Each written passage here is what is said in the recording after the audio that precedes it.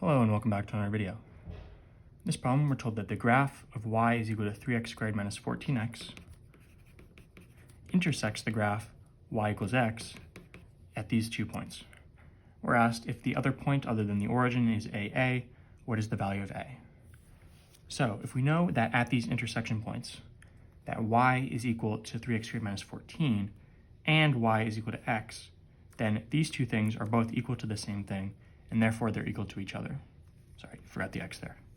So we know that 3x squared minus 14x is equal to x at these 2 points.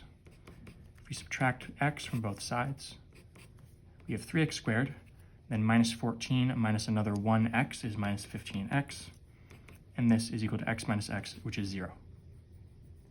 Now we can factor out an x from both of these terms. If we take an x out of 3x squared, that leaves 3x. And if we take an x out of 15, that leaves us with just 15.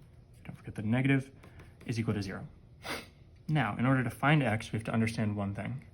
If this product of x times 3x minus 15 is equal to 0, one of these has to be 0. Right? If either of these is 0, then you have a solution.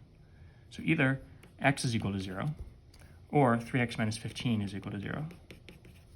If x is equal to 0, then the point is just 0, 0, which is right here.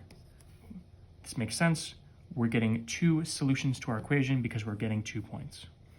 And then our other option, if we add 15 to both sides, these cancel and we get 3x is equal to 0 plus 15, which is 15, and then divide both sides by 3.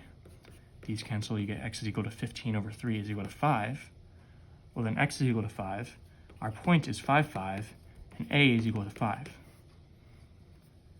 We're looking for the value of a, so 5 is going to be your final answer. As always, thank you for liking and subscribing, and I'll see you in the next video.